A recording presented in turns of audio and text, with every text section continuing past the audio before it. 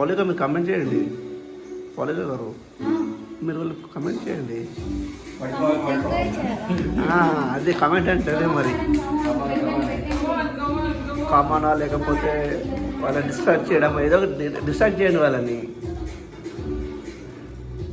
ఇంత ప్రాఫిట్ అయితే మస్తు కడతారు మరి వాళ్ళు, బిల్డింగే కడతారు. ఈ విధంగా 36, 37,